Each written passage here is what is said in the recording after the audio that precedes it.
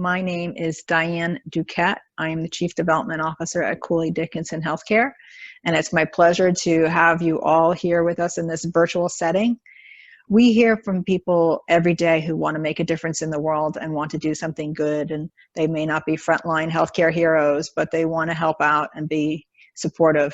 And so in their own ways, they want to be heroes and be generous. And with the help of our two speakers today, we're going to give you some ideas of different ways that you can do that. And there's different options, and our speakers are quite talented. This meeting is being recorded, and we will have it later on our YouTube channel. And through the presentation, if you would like to ask a question, please put it in the chat. I'll watch the chat, and after our speakers talk, we'll go through those questions. And we'll also have an opportunity to open up for those of you who are not comfortable with chat and would prefer to just speak. We'll give you an opportunity later on. But in the meantime, we'll let our presenters talk. So the title of today's session is Creative Ways to Achieve Your Charitable Goals. Our two speakers are Sarah Dolvin, and Sarah is an experienced attorney. She's got a Master's of Law degree in Elder Law and Estate Planning. She previously spent 2 decades, in criminal defense litigation, civil litigation, and small business advising. And now she excels at helping clients navigate both complex estate and long-term care planning, as well as advising young families as they plan for their children's future and establish philanthropic goals. She has served as an educational advocate for schools, students, and families, and worked in the community serving on nonprofit and municipal boards. Our other speaker today is Vicki Lenhart. Vicki is a certified financial planner and holds an MBA from the University of Massachusetts at Amherst. She is a partner in the Amherst-based firm Hart and Patterson Financial Group, and she specializes in working with clients nearing a transitional life event. Most often that's retirement. She feels that her role is to help clients achieve their financial life goals through a collaborative and comprehensive planning approach. So again, if you just joined us, we're going to let our presenters speak. And then please, if you have any questions, we have plenty of time, put them in the chat or we'll open it up, and we look forward to this. I'll turn this over to you. Thank you, Vicki. Thank you. Well, hello, everyone. Good afternoon. We're happy to be here with you. As you can see, I am on my deck. I'm speaking to you from my home, and so I just want to give a quick advance apology in case you hear a dog barking in the background. So with that being said, we're happy to be here, Vicki and I, to talk to you about charitable planning strategies. I like the time is now piece of this presentation because this year, 2020, has presented a lot of challenges for all of us. And so talking about charitable planning in this particular year, I think is important. So just to run through what we're going to be talking about, I'll give a quick overview. We're going to discuss creating a giving plan, kind of questions one should ask oneself when you're thinking about your charitable intentions and how you want to make them happen. We're going to talk a little bit about the legislative background that's come about throughout the past couple of years, including this year and the COVID relief bills. Then we'll go through several different strategies of giving and the tax benefits and sometimes tax disadvantages of those strategies.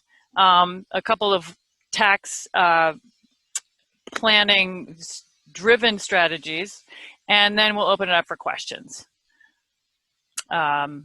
So yes,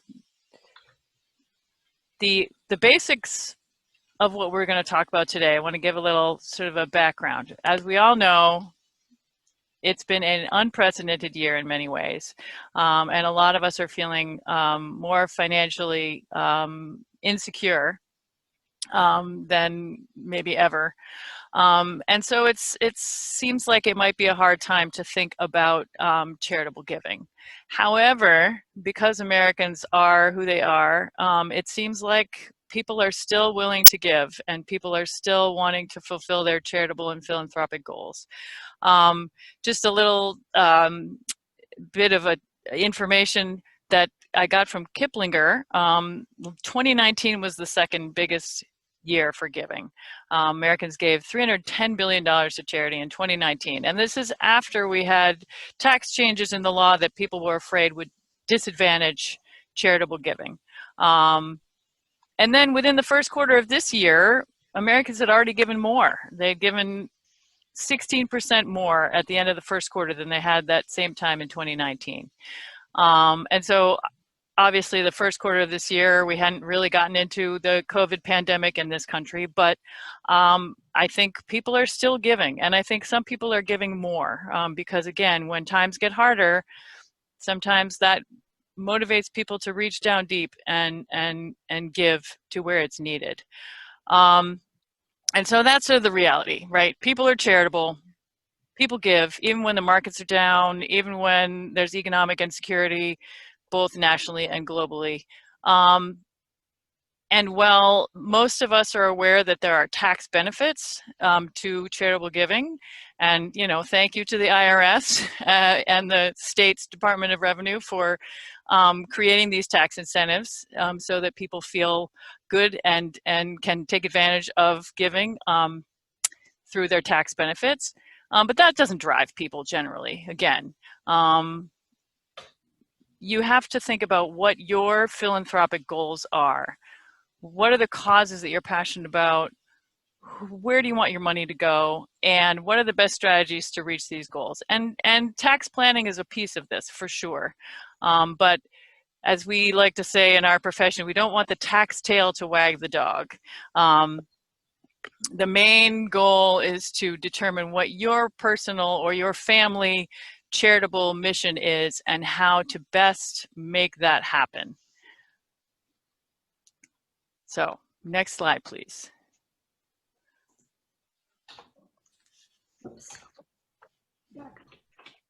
So when you're thinking about creating a giving plan, we've listed some questions here that you might want to ask yourself, such as what charities do you want to support and when would you like to give? Do you want to do it during your lifetime, or are you more interested in legacy planning after you pass away?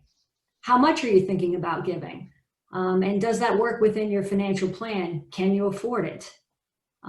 One of the wonderful things we see in our profession is when folks have the next generation involved. They engage family members in philanthropy. So, ask yourself, is that important to you? Does the gift need to generate income? There are options if it does. And then the last bullet is more about trying to identify the best strategies for you. Do you have an IRA, and are you over 70 and a half? Also not listed here is appreciated assets. Do you have any appreciated assets that you might be willing to gift? If so, there are some fantastic strategies. So at the beginning of this year, the Secure Act passed, and many of you have probably already heard about this, but Sarah and I just wanted to do a recap in the event you haven't. First of all, the required minimum distribution age. This is the age when you're required to take a certain amount of money out of a retirement account. It's time to pay the tax bill. If you did not reach 70 and a half by the end of 2019, then you can now wait until 72. They've given you a bit of an extension. The green bullet in the middle now shows that there's no age limit on IRA contributions. So as long as you have earned income, you can keep contributing past age 70 and a half. And the bottom blue bullet, the stretch option was eliminated. It used to be that if a non-spouse beneficiary inherited a retirement account, that individual could potentially stretch distributions over several generations. That's gone now. Most beneficiaries, excluding spouses, minors, and a few other eligible groups, which I'll show you, they have to liquidate the retirement account within 10 years after the participant's death. So you may or may not want that for your loved ones. Who can stretch? So I mentioned there are these eligible designated beneficiaries listed here. I don't know if you can see my pointer, in green. And besides non-spouses, certain trusts, or sorry, besides spouses, certain trusts, minor children can stretch, as well as disabled persons. This middle group has to liquidate within a 10-year period. And then this red group, including charities, has to liquidate within 5 years. I'll pass it over to Sarah now to talk about more tax law changes.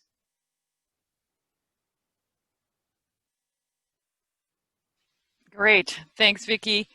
So by way of further tax background here, we have a couple of pieces of legislation that are relevant to those of us who are considering charitable giving. The first is the Tax Cuts and Jobs Act, which was enacted in 2017. One of the probably more well-known changes in that act was the doubling of the standard income tax deduction. It's now $12,000 for an individual and $24,000 for a married couple. There was a lot of concern, again, among charitable organizations that this would decrease charitable giving because it raises significantly the number of people who are likely to take the standard deduction because it's so high. However, again, we've seen that people just keep on giving. And the CARES Act, which was the COVID stimulus bill that came out early this year, did a little bit of adjusting to try to encourage charitable giving in this year. The first major adjustment was to give everyone a $300 above the line charitable deduction that you can take on your income taxes for 2020. That's in addition to if you're someone who's taking a standard deduction. So anyone could take advantage of that. Again, it's a relatively small number, but you can take that charitable deduction on your 2020 return. For larger donors, the CARE Act also allows larger donors to deduct up to 100% of their adjusted gross income for cash donations.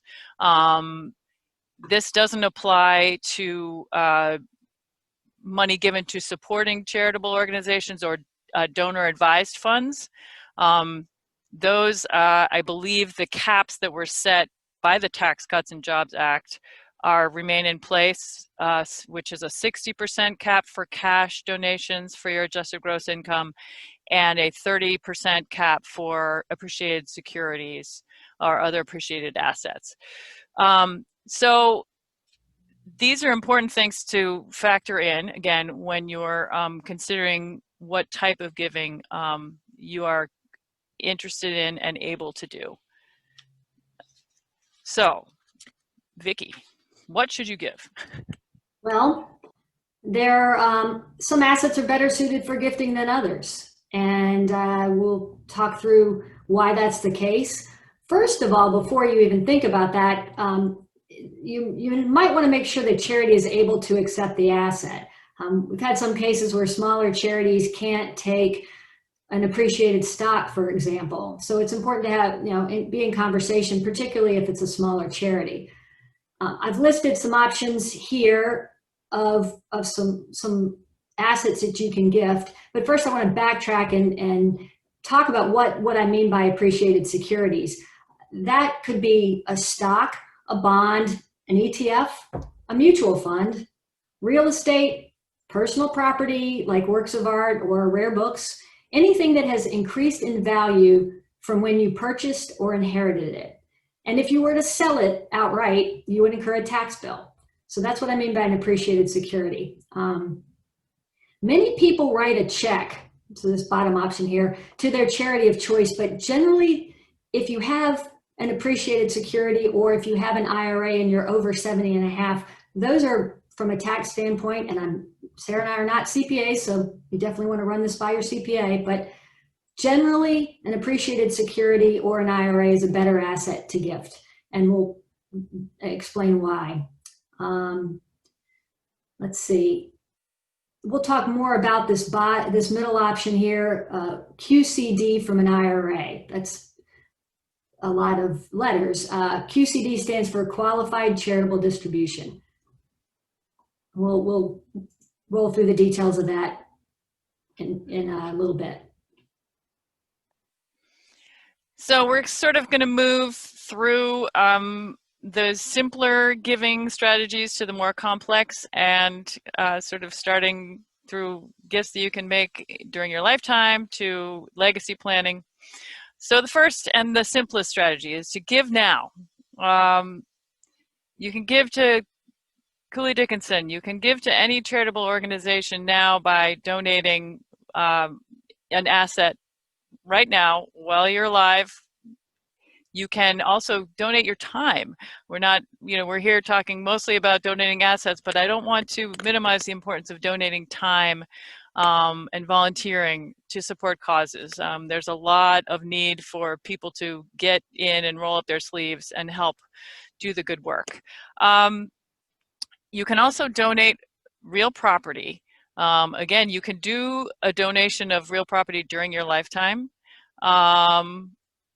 As Vicki stated, giving of real property is an asset that maybe not all charitable organizations can handle.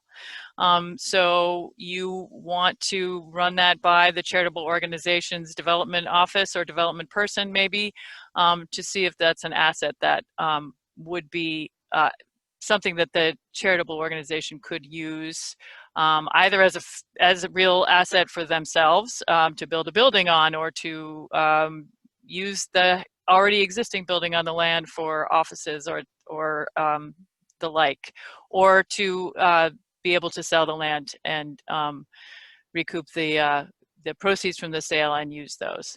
Again, the above the line tax deduction for 2020 is a real give now strategy. This year, if you've given $300, take that deduction. I don't know whether it will extend beyond this year. It might, but it's definitely on the books for this year. So take advantage of that. And also, again, Vicki and I are not tax advisors, but if you're giving a more significant amount this year or any coming year, you do have an ability to carry forward your deductions.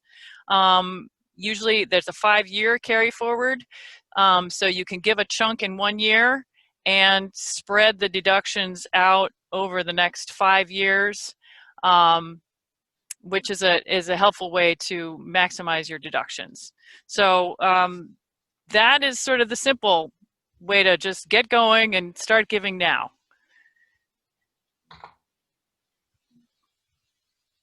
Strategy number 2 we'll talk about is the donor advised fund. And if I could direct your eyes to the slide, you can see that you're the donor here. You can contribute cash or property or any appreciated asset, ideally, to this donor advised fund.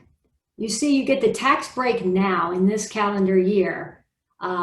However, you don't have to give the money to charity in this calendar year. You can do that later and over time and spread it out. Let's talk about the benefits of a donor advised fund and what it is. It's a fund created and administered usually by a community foundation. Here in Western Mass, we have the Community Foundation of Western Mass, and they do a fantastic job of setting these up for folks. Or you can go through most financial services companies like Fidelity and Calvert. They offer donor advised funds. They are very inexpensive to manage and easy for donors. So that's great because the donor advised fund managers do all the work. They're a great choice if you want to offset income. So let's say you've got a big income year and you need a tax deduction. Contributing to a donor advised fund is a fantastic way to help with the taxes. And we'll talk about this strategy later, this tax benefit later. If you prefer to remain anonymous in your gifting, a donor advised fund could be for you, because gifts can be made without using the donor's name. Donor advised funds are equipped to handle gifts of all non-cash assets as well. So remember, we talked earlier about some smaller charities may not be able to accept stock or land or something like that, but it can work with the donor advised fund. And lastly, they're great for legacy planning. If you want your loved ones to continue, they can be named as successor advisors. So when you pass away, for example, your kids, grandkids, or whomever could step up and continue to fulfill the donations through these donor advised funds. We briefly touched on a qualified charitable distribution, and probably most of you have heard about this or know about this. We use them all the time. Looking at this graphic, you can see the IRA here. You have an IRA. Now, this does not work with numbered plans. So if you have a 401k or 403b, you cannot do a QCD from a charity. Only IRAs. You can donate up to $100,000 of your IRA money. It has to go directly to the charity. You can't take a distribution from the IRA, put it in the bank, and then donate it. It literally the check has to be cut to the charity. You can hand deliver the check, cut to the charity, but directly from your IRA account, but you can't take the proceeds and then write the check. The second wonderful benefit of this is that if you are RMD age, remember we talked about that 72 or older for those folks who did not reach 70 and a half by the end of last year, you are allowed to deduct your required minimum distributions by the amount of your RMD. So for example, if my RMD is 25,000 and I donate 10,000 of it through a QCD, then I only have to take $15,000 for my required minimum distribution that year. You can't then also itemize that $10,000 donation. They don't allow you to double dip. So that's important to know. But it does reduce your taxable income. So the reason why QCDs are a terrific method is because charities can get a dollar for dollar benefit of that distribution because they're tax exempt.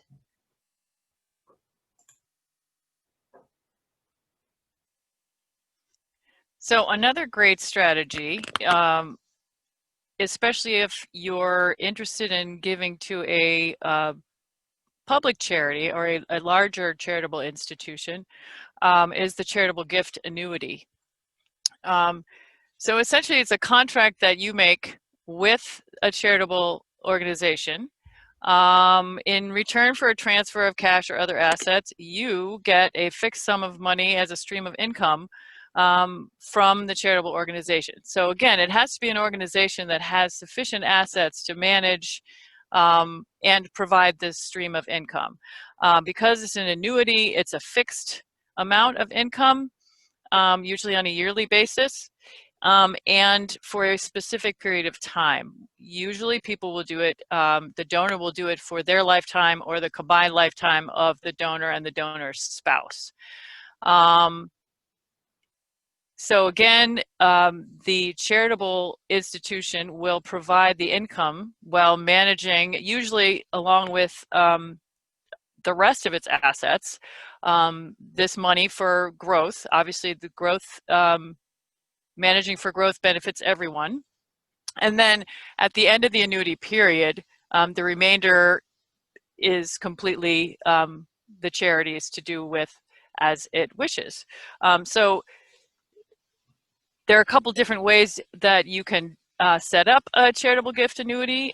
You can have it be an immediate annuity if you're wanting an immediate stream of income to start, or you can set it up to be a deferred annuity, which allows the annuity payments to start at a later date.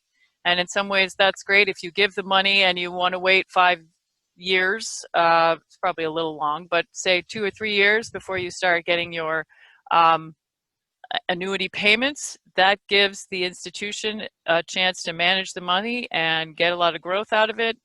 And again, it's a benefit for everyone. Some of you may be familiar with annuities through insurance companies, and there are sometimes variable annuity payments in those annuity arrangements. the charitable gift annuity will give this fixed amount for the entirety of the term. So if you're agreeing that you're going to get $5,000 a year for 20 years, that won't change. And then at the termination of the annuity period, the rest of the money belongs to the charitable institution. The tax benefits, again, when the donor gives the assets to the annuity, they get to take a tax deduction for the excess of the contribution over the present value of the payments to be received. So there has to be a complex calculation done actuarially and with the relevant interest rates involved to determine what the payments will be over that period of time. And then you can take an income tax deduction. It ranges usually between 20 and 40% of the initial gift value. Again, depending on your age as the annuitant, the annuity rate that's being paid, and the applicable IRS discount rate.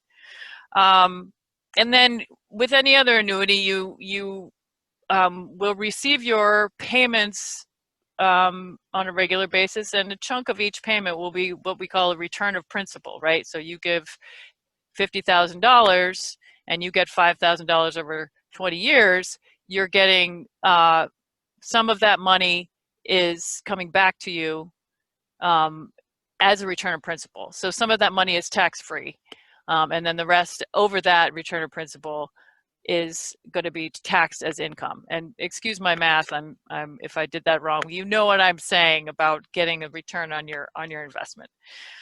So these are a great opportunity for those who want to give a large amount of money, who need a stream of income, either now or sometime in the future, and have a larger public charity that they want to work with.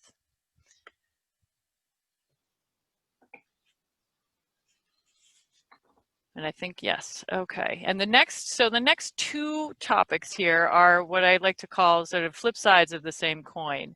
The charitable remainder trust and the charitable lead trust. They're both what are known as split interest trusts. And that means that they're trusts that are set up to benefit a charitable beneficiary or beneficiaries and non-charitable beneficiary or beneficiaries. The charitable remainder trust is set up so that the non-charitable beneficiaries, which the most common are the donor's family members or children, are the immediate takers in that they will get the stream of income for a term of years. And then at the end of that term of years, which can be a specific term, say 20 years, or it can be the term of a lifetime. At the end of that term, the remainder, hence the name Charitable Remainder Trust, goes to the charity. The donor will get this immediate income tax deduction for, again, there's calculations involved in these that you know are beyond just using your handheld calculator. There's going to be a calculation to determine the present value of that remainder interest, and it has their requirements around this. It has to be at least 10% of the value of the assets originally contributed. And there are two basic types of these remainder trusts, and we love to use acronyms in our world. So there's the CRUT, which is the Charitable Remainder Unit Trust, and the CRAT, which is the Charitable Remainder Annuity Trust. The unit trust is calculated so that the income that goes to the non-charitable beneficiaries over that term is calculated based on a percentage of the total assets that are placed into the trust. So that is a variable amount because it's going to depend on how much the assets in the trust are worth. If you're dipping into them, they're going to decrease. Interest rates are going to change. Investment of those assets are going to change the amount. So it will be a variable amount. Obviously, it can be greater if the assets amount grows, but it will get smaller proportionally. So the other option is to do the the CRAT, which is the annuity trust, which does provide a fixed amount during that term of years. And again, it really depends on how people want their non-charitable beneficiaries to receive that income. If they really feel strongly about having a hard and fast amount guaranteed, then obviously the annuity trust is the way to go. If they're more concerned about kind of preserving the assets for the public charity as well as benefiting their non-charitable beneficiaries, that the unit trust might be the way to go. So these trusts are wonderful for people who are charitably inclined, but who are concerned about providing for their loved ones during their loved ones' lifetimes. And one of the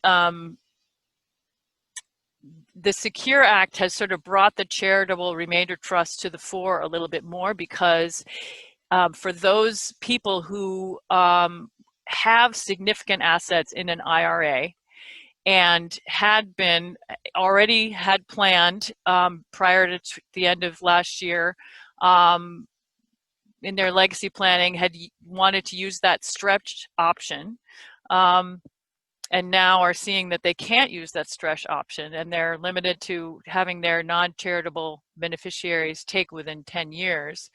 The charitable remainder trust is actually a way to kind of revive that stretch, because you can plan for your loved ones' lifetimes with this charitable remainder trust.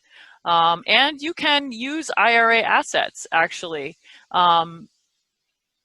in creating a charitable remainder trust.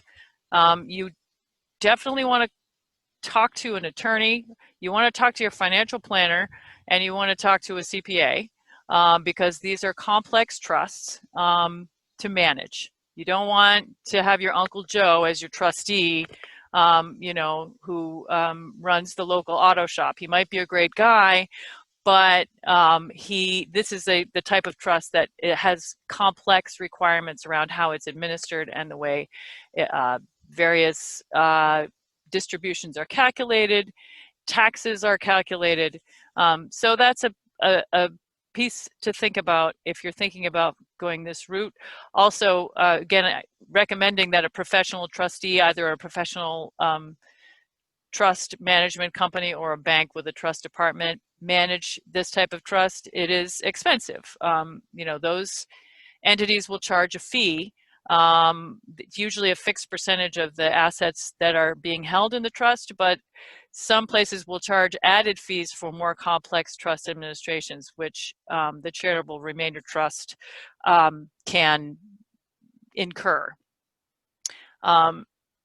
However, again, it's another great vehicle for transferring appreciated assets. At the end of the term, the public charity will get the assets, and nobody's going to pay nobody's going to get the huge capital gains hit on these appreciated assets. But again, they're complex, so you really want to think it through before taking this route. And it also really is something that you want to do with a significant asset, because again, it's going to be allowing an income stream for a long period of time, and then a remainder, which will be of something of substance for the charitable institution at the end of it all. So the flip side of the coin now is the charitable lead trust, which again, these names are very descriptive, so it's great. In this situation, the donor creates the trust and transfers the assets into the trust, and the charitable organization receives the stream of income. For either, you can have a term of years, again, 10, 20 years, or you also can have it be over a lifetime. And I neglected to say this about the charitable remainder trust. This is true for both of these split interest trusts, that the donor can retain what's called a reversionary interest. So you'll see that bottom, sort of the lighter green arrow there.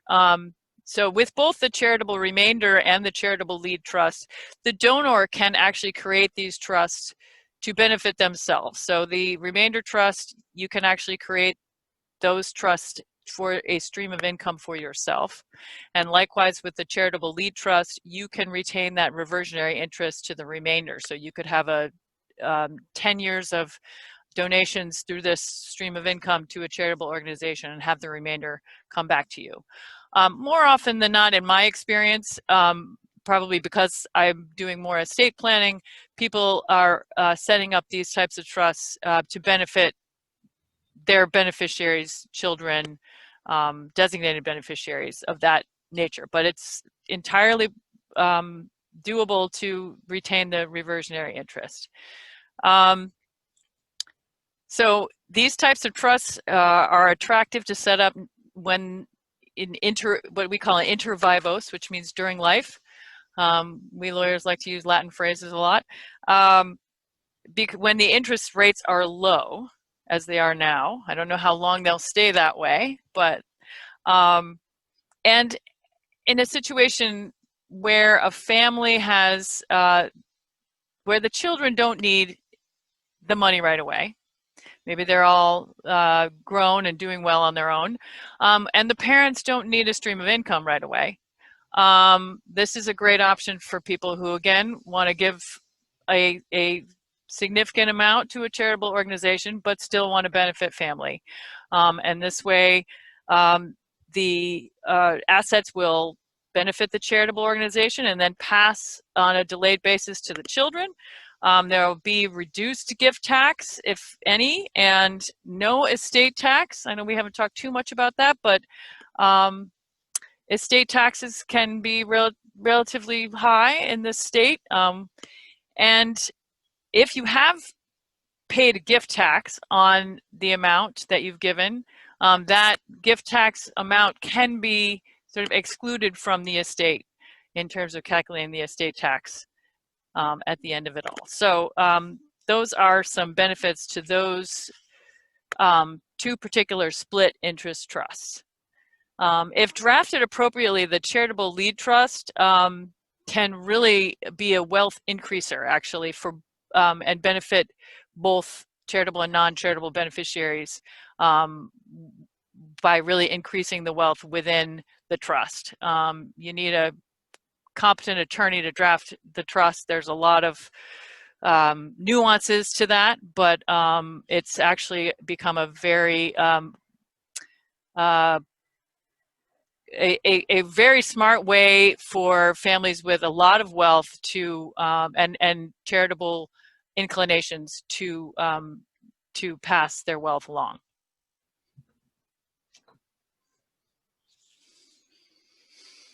The Family Foundation, I'm not going to spend a lot of time on this. I think this is sort of a subject of another webinar probably.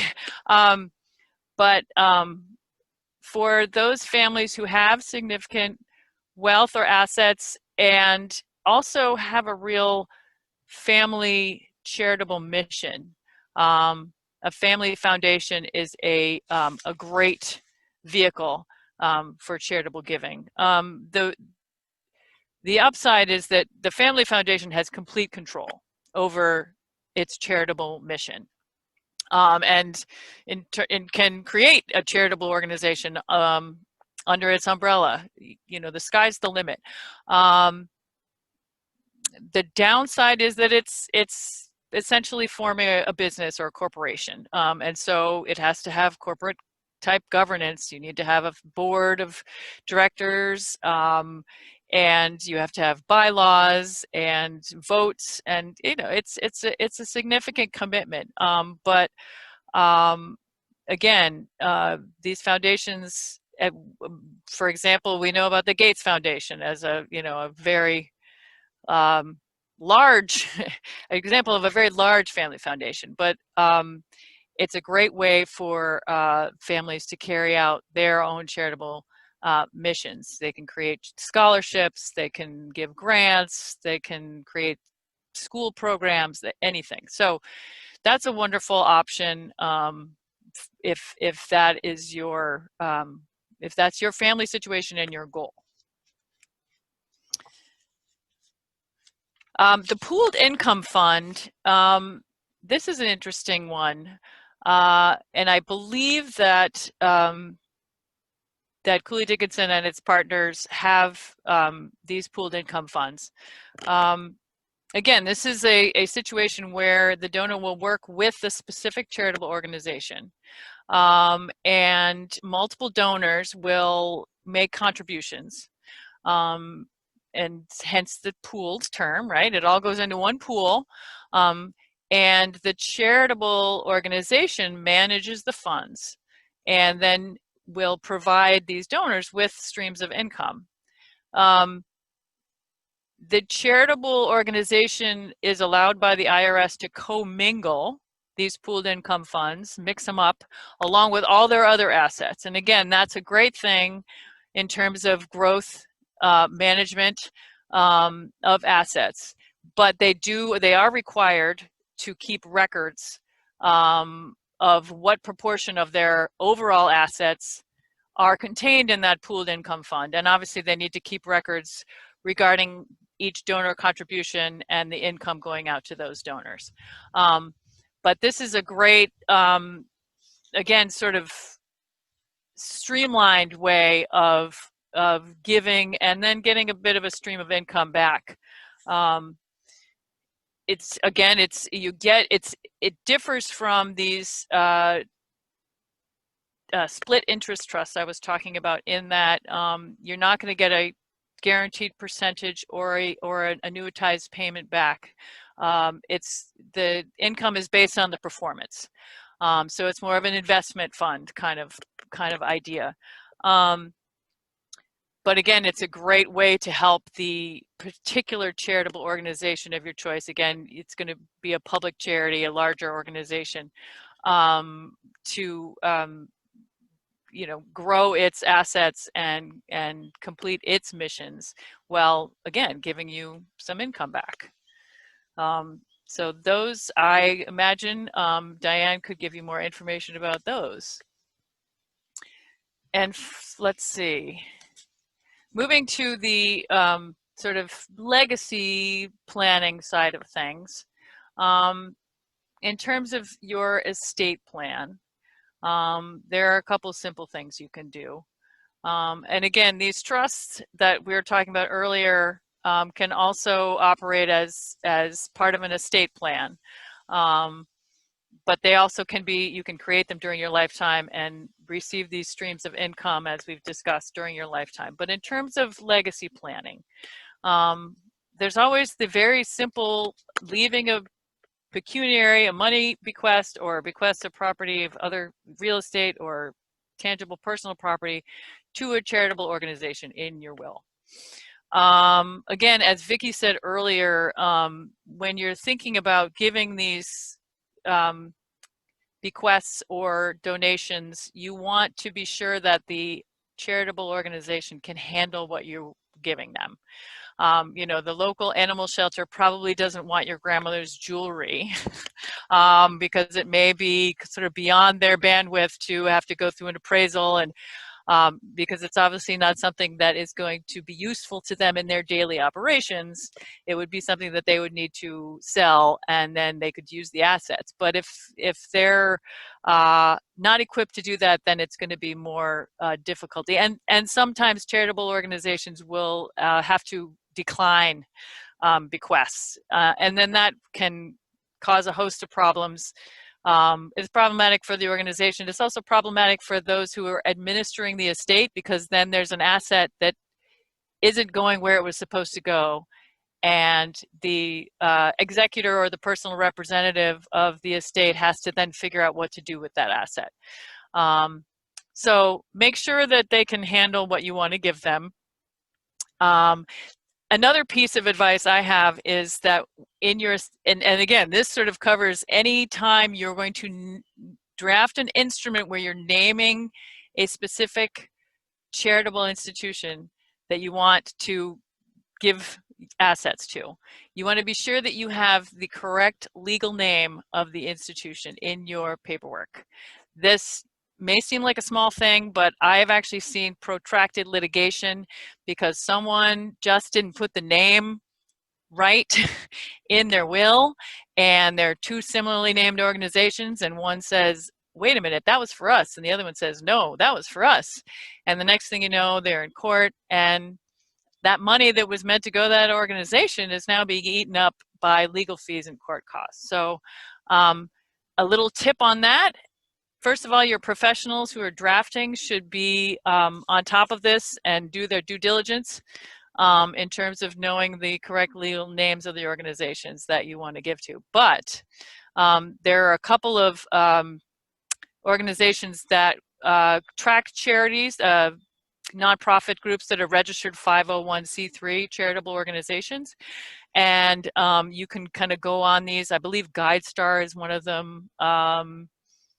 It's easy enough to find on the web, and those databases of charitable organizations. You can also do this just by going through the IRS, but it's a little difficult to navigate the IRS website, I find. You'll be able to get access to the tax filings of the charitable organization. These 501c3s have to file a federal Form 990 on which they have to state their full legal name. So you can go onto these websites, Google the name, and they might ask you the state of where the organization is located or headquartered, and you can pull up their latest Form 990. Remember, because these charitable institutions change their names fairly often too, so it's important to be aware of that. So that's just my little pro tip for making sure you have the right people, the right named organizations in your estate planning. And a will is one way, a trust is another. A lot of people in their estate plan will create what we call a revocable living trust. That's a very common estate planning tool for many folks. The revocable part just means until you die, you can tear it up, throw it away, you can change it. You can also amend it. It's a great tool for estate planning and for flexibility. And again, you just want to be sure that you have the correct name, that the organization can handle what you want to distribute to them, but you can designate a charitable organization as a beneficiary in your trust, along with non-charitable beneficiaries. A lot of people do this. They give X amount to their children or their siblings or whoever, and then, you know, Y amount to a charitable organization or organizations of their choice. Yes, gone on insurance policies, but before that, just one more thing. There is an estate tax deduction for charitable estate planning. So that's another piece in Massachusetts where people's estates that are over $1 million are subject to state estate tax. It's nice to have that ability to deduct your charitable bequests and distributions from your estate tax. So another thing to know. All right, now I'm ready for the life insurance. We have about 10 minutes left, so I want to check in with Diane to see how much time we should leave for questions. Oh, yes. Yeah, I think the insurance and just looking at your next slide, the beneficiary designation, since it's such a straightforward one that people are not aware about, but if we can leave at least 5 minutes, that would be good. We want to make sure we can handle some questions. Okay. Yeah, we have about 4 more slides left, but we could try to blow through these. Yeah. Right. Do you want me to give us like a 60-second overview of the insurance policies? Okay. So basically, this is just another great way you can give. You can create a policy with a charitable institution as the beneficiary. You can gift a policy to a charitable institution. If you're concerned about being able to benefit both non-charitable and charitable beneficiaries, and you have significant IRA money that you want to pass along, the IRA is a better asset to give to a charity because it's a tax-free exchange across the board. You don't have to pay the income tax, and the charity is a tax-exempt organization. You can use the life insurance as a wealth replacement tool. You can set up a life insurance policy to benefit those non-charitable beneficiaries while giving the IRA to the charity. So there are a lot of ways that you can use the insurance policies. Also, some companies will have a charitable rider in their policies. I don't know much about these, but if you're thinking about this, you should ask your insurer about that option. We'll talk about beneficiary designations. This is often overlooked. People don't keep these up to date. So definitely recommend that you take a look at it. But any asset that allows you to designate a beneficiary will allow that asset to pass on after your death directly to the beneficiaries, bypassing probate, making it easy for your loved ones not to have to go through that process. Even a bank account you can add beneficiaries to, called a transfer on death, or TOD. You can name charities as beneficiaries, as Sarah mentioned, for 100% of the account or any percentage you want. They're wonderful. IRAs are wonderful assets for the charities to inherit because, as Sarah said, they pay no taxes. And we also talked about the charitable deduction. Note, however, that if you want to leave your workplace plan, a 401k, 403b, to a charity, it does require spousal sign-off. Okay, these are ERISA plans. They have different rules, so keep that in mind. I'm going to move to, this is a challenging one to try to explain, so bear with me here. Before we dive into this slide, we talked about the difference between the standard deduction and itemizing deductions. The standard deduction currently for single individuals under 65 is $12,400. It goes up, it increases to, I think, $14,050 for folks singles over 65, and then it doubles for for couples. So each year when you go do your taxes, your tax preparer or CPA looks at those two numbers. Are all the itemized deductions, the mortgage interest, property taxes up to $10,000, charitable contributions not through an IRA, medical and dental expenses if over a certain percentage of your adjusted gross income, do all of those added up, plus a few others, but for time's sake, we won't mention those. Do they add up to $12,400 or are they less than? All right, now I'm going to direct your eyes to the slide. So two scenarios. The first scenario is this green line. Let's say it's the total deductions without this clumping strategy that I'm going to talk about. Jack is single. Every year he tallies up all of his potential itemized deductions and he comes up with $10,500 every single year. He can never get past the standard deduction. So he takes the standard deduction because you get the higher of the two. What if instead Jack does this clumping strategy where what that means is he gives multiple years worth of charitable contributions in a single year. And in this case, it's 2019. And then he waits several years before he does it again in 2023. And you can see this allows him to blow through the standard deduction and claim more, or have a higher itemized deduction in that tax year. And then for those off years, those orange years, here, and here, 18, 2020, and so on, he takes the standard deduction. So this strategy allows you to maximize your tax benefits by strategically timing when you take these, when you make your contributions. A donor advised fund is great for this as well. And then I'm not going to talk about this, but this is just the QCD from the IRA. We already talked about it. Went through it there. And that allows you to reduce your taxable income. And that's always a great idea because there are all these stealth taxes that are based on your income, like Medicare surcharges, what you can deduct for medical expenses. Social Security benefits are taxed at a higher rate based on income. So things to think about, and really good reasons why you might want a QCD. So thank you, everyone. I'll turn it over to Diane.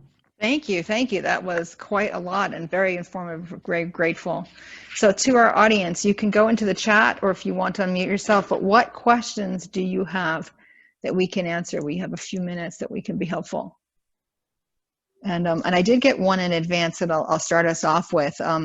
Somebody had written like, I'm not super wealthy, so what of these things apply to me, and how can I be strategic when I'm not one of the super rich? Well, I chime in too, Sarah, whatever you think, but I would, that is a great question. And one of the ways that you can maximize your donations is to really figure out which ones have the greatest tax benefit. So for example, you might, if you do have IRA assets, gifting those to a charity rather than to an individual is a fantastic option. Otherwise, if you gift them to an individual, they're going to get a tax bill right out of the gate, whereas a charity gets 100% of that asset. So we like to have folks gift or have bequests of Roth accounts, taxable accounts to individuals, and earmark IRAs to charity. Okay, that's simple, because most people might have one of those or either one of those. Or the beneficiaries that you were talking about. That was a very simple thing that you could do. Right. It's just, and that, do you need an attorney to do a beneficiary change? Not at all. No. In fact, that's a relatively easy way to handle your own planning. You want to make sure that you're the custodian of your IRA can help you with that. Some IRA custodians are a little more difficult to work with than others, but if you're persistent, they all have these beneficiary designation forms, and they should be able, some of them are just on the website and you can pull them right off the website and do them yourself. Others you may have to talk to someone, but if you're persistent, you can get that information. And as Vicki pointed out, it's important to make sure that you are clear on what your beneficiary designations are, and that you update them if things change. And you can leave percentages. You can leave a percentage of an IRA to a charitable institution. It's not an all or nothing thing. So it sounds like some of these vehicles are much more complicated, like the trusts, where you definitely need your suite of planners, your financial planner, your attorney, and other ones like the beneficiaries or the charitable gift annuities. You don't need to worry about paying an attorney at that. If you're not ready to redo your entire will, you can still do something. Okay. Absolutely, yes. Great. Do we have any other questions that are coming through at the time here? Okay. So then, thank you. This has been very educational, and I certainly learned more information that was helpful to me, and I'm sure our audience, it's a lot to take in for people. So the contact information was on that last slide, and we're also here at the hospital if we can be of any help to you, or if you want to get in touch with Vicki or Sarah, we'd be happy to make those connections for you. So we look forward to your feedback, and have a fantastic day today. Enjoy the weather. Thanks, everyone. Thank you.